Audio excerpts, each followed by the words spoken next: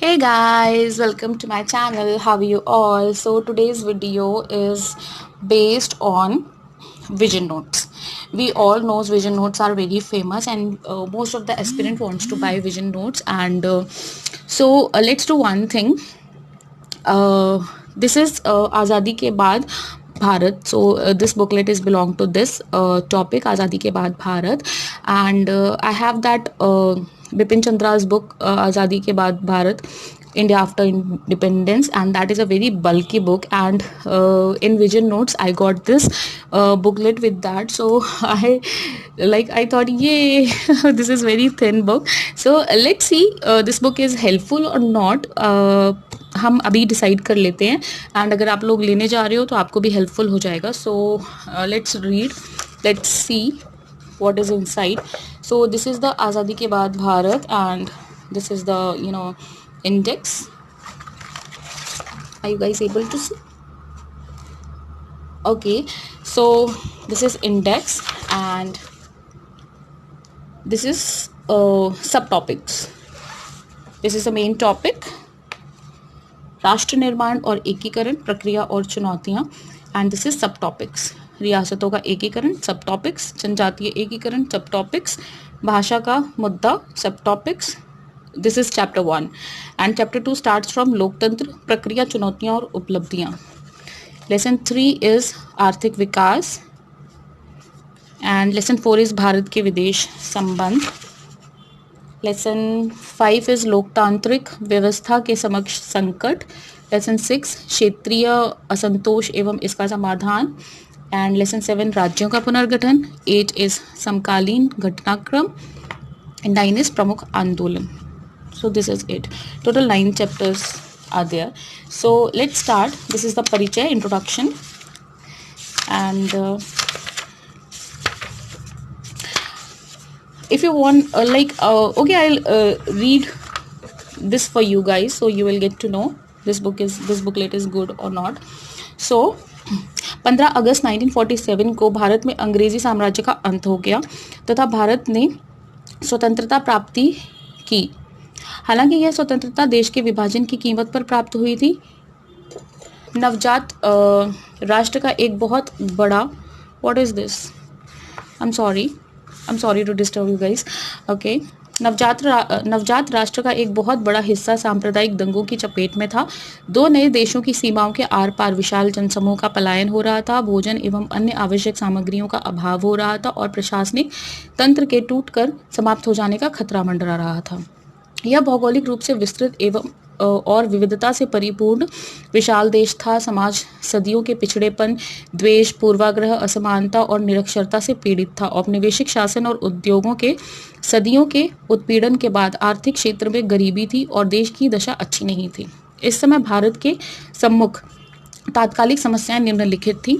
देशी रियासतों का विलय एवं क्षेत्रीय और प्रशासनिक एकीकरण, विभाजन के साथ चल रहे सांप्रदायिक दंगों पर नियंत्रण, पाकिस्तान से आए 60 लाख शरणार्थियों का पुनर्वास, सांप्रदायिक गिरोहों से मुसलमानों की सुरक्षा, पाकिस्तान के साथ युद्ध से बचाव और कम्युनिस्ट विद्रोहों पर नियंत्रण.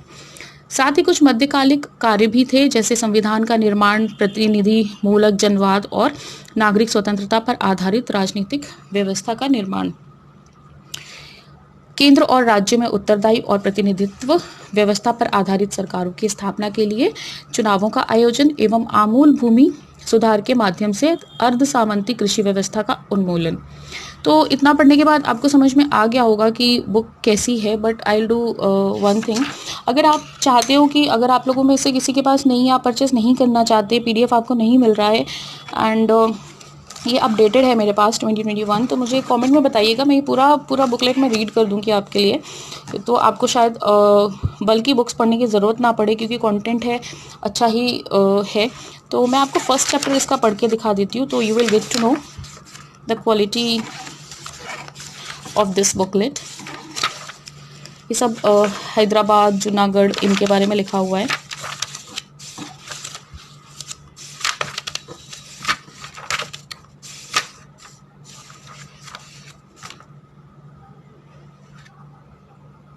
I'm sorry guys, we are reading chapter 1. We are reading chapter 1. I'm sorry, I'm not well. Okay, so let's continue. I'm sorry, I got confused. Okay, let's continue from here. कहाँ पे थे हम? Okay इसके अतिरिक्त नवगठित स्वतंत्र सरकार का दीर्घकालीन कार्यभार था राष्ट्रीय एकता को प्रोत्साहन एवं राष्ट्र का सुदृढ़ीकरण, राष्ट्र की रचना प्रक्रिया को आगे बढ़ाना, तीव्र स्वतंत्र आर्थिक विकास को प्रोत्साहन, जनता की असीम दरिद्रता का निवारण और उसके नियोजन प्रक्रिया का आरंभ, शताब्दियों के सामाजिक अन्यायों, असमानताओं और शोषण का उन्मूलन एवं अंततः एक ऐसी विदेश नीति का विकास जो भारत की स्वतंत्रता की रक्षा कर सके एवं शांति को बढ़ावा दे सके। इन चुनौतियों के कारण कई पर्यवेक्षकों ने भारत के विघटन की भविष्यवाणी की, विशेष रूप से जब उन्होंने लोकतंत्र के विकास के लिए जरूरी स्थितियों के न होने के बावजूद सरकार की लोकतांत्रिक व्यवस्था को अपनाया। हालांकि स्वतंत्र भारत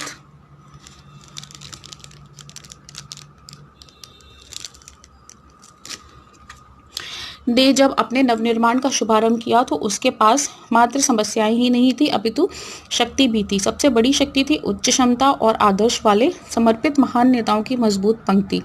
इस समय का नेतृत्व भारत के सामाजिक और आर्थिक रूपांतरण तथा समाज और राजनीति के जनवादीकरण के प्रति पूर्णतः समर्पित था। नेहरू और अन्य नेता मानते थे कि देश के विकास और प्रशासन के लिए राष्ट्रीय आम सहमति का निर्माण आवश्यक था।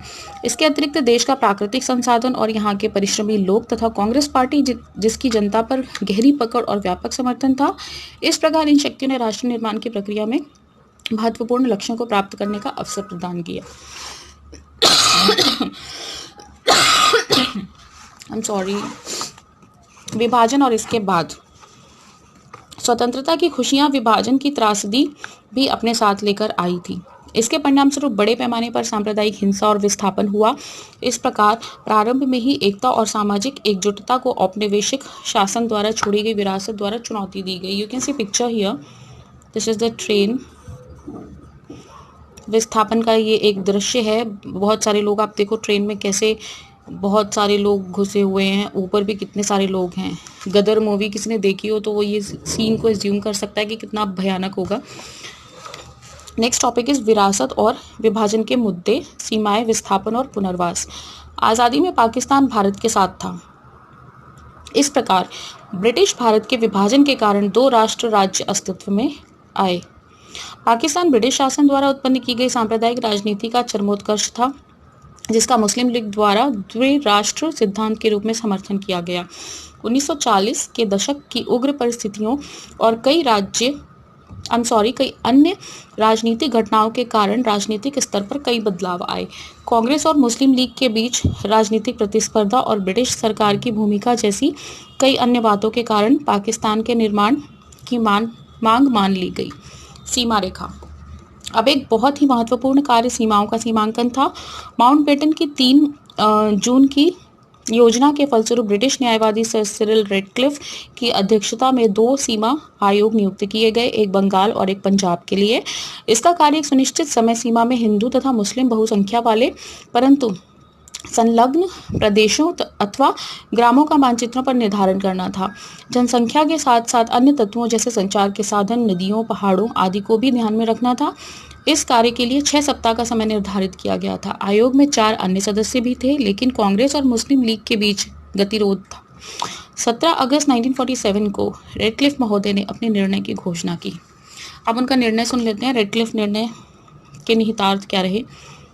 इस निर्णय में धार्मिक बहुसंख्या के सिद्धांत का पालन करने का निर्णय लिया गया, जिसका अर्थ था कि ऐसे क्षेत्र जहां मुसलमान बहुसंख्या में है वहां पाकिस्तान के क्षेत्र का निर्माण किया जाएगा। शेष जनसंख्या को भारत के साथ ही रहना था।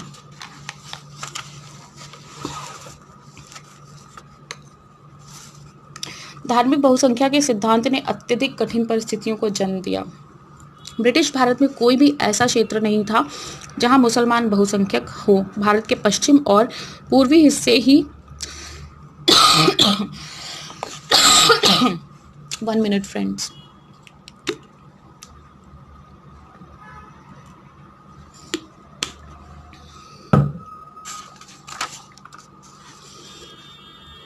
भारत के पश्चिम और पूर्वी हिस्से ही दो ऐसे क्षेत्र थे जहां मुसलमान जनसंख्या का अति संकेंद्रण था। इसलिए यह निर्णय लिया गया कि नए देश पाकिस्तान में दो क्षेत्र होंगे, पहला पश्चिमी पाकिस्तान और दूसरा पूर्वी पाकिस्तान। सभी मुसलमान पाकिस्तान में सम्मिलित होने के पक्ष में नहीं थे। सीमांत गांधी खान अब्दुल गफ्फार खान, जो पश्चिमोत्तर सीमा प्रांत के निर्विवाद नेता थे, ने द्विराष्ट्र सिद्धांत का दृढ़ विरोध किया। खान अब्दुल गफ्फार खान ने सीमित मताधिकारियों के प्रावधान के कारण जनमत संग्रह का बहिष्कार किया। इसलिए मैदान में बची एकमात्र प्रतियोगी मुस्लिम लीग स्वतः विजयी हो गई और अंततः पश्चिमोत्तर सीमा प्रांत NWFP का पाकिस्तान के साथ विलय कर दिया गया। ब्रिटिश भारत में के मुस्लिम बहुसंख्यक दो प्रांतों पंजाब और बंगाल के एक बड़े क्षेत्र पर गैर मुस्लिम आबादी भी बहुसंख्या में थी, यानी कि हिंदू भी थे काफी। अंततः यह निर्णय लिया गया कि जिला या यहाँ तक कि इसके निचले प्रशासनिक स्तर पर धार्मिक बहुसंख्या के आधार पर इन दो प्रांतों का विभाजन किया जाएगा। इन दो प्रांतों के विभाजन ने विभाजन को एक कटु अनुभव बना दिया। अंतिम गंभीर बात यह थी कि सीमा के दोनों ओर आबादी का एक बड़ा हिस्सा ऐसा था जिसे अल्पसंख्यक कहा जा सकता था। जो क्षेत्र अब पाकिस्तान में है वहाँ लाखों की संख्या में हिंदू और सिख आबादी थी। ठीक इसी तरह पंजाब और बंगाल के भारतीय भूभाग में भी लाखों की संख्या में मुसलमान आबादी थी। सदियों से आबाद रहे उसी जमीन पर ये विदेशी बन गए। दोनों तरफ के अल्पसंख्यक भय के वातावरण में रहते थे और विभाजन के दौरान क्रूर हिंसा से अपने जीवन की रक्षा के लिए इन्होंने अपने घरों तक को छोड़ दिया था। इस निर्णय की सीमा। न्यायमूर्ति रेडक्लिफ को भारत के बारे में कोई पूर्व ज्ञान नहीं था, उनको कुछ भी नॉलेज नहीं था। कार्य के लिए उनके पास कोई विशेष ज्ञान भी नहीं था। उनके पास सलाहकार और विशेषज्ञों का अभाव भी था। इस निर्णय के लिए 6 सप्ताह की समय सीमा तय की गई थी। अब देख लेते हैं विभाजन के परिणाम क्या हुए। ये लास्ट टॉपिक है, उसके बाद मैं छोड़ दूंगी। तो वर्ष 1947 में बड़े पैमाने पर एक जगह की आबादी दूसरे जगह जाने को मजबूर हुई थी। आबादी का यह स्थानांतरण आकस्मिक, अनियोजित और त्रासदी से भरा था। मानव इतिहास के अब तक ज्ञात सबसे बड़े स्थानांतरणों में से यह एक था। अभी सडनली हमें ऐसा कोई आके बोले कि आपको अभी कहीं और जाना है, तो बाप रे बहुत मुश्किल हो जाएगा। लोगों को कैसा फील होता होगा। सीमा के दोनों ओर क्रूर हत्याएं, अत्याचार और बलात्कार हुए। लाहौर, अमृतसर और कलकत्ता जैसे शहर सांप्रदायिक अखाड़े में बदल गए। कई घटनाएं ऐसी भी हुई जिसमें परिवार के सम्मान को संरक्षित रखने के लिए महिलाओं को अपने ही परिवार के सदस्यों द्वारा मार दिया गया था, क्योंकि उनका बलात्कार हो जाता था। इसीलिए यही रीज़न रहा है। महिलाओं को जबरन विवाह करना पड़ा और धर्म परिवर्तन करना पड़ा। वित्तीय संपदा के साथ साथ सरकारी अधिकारियों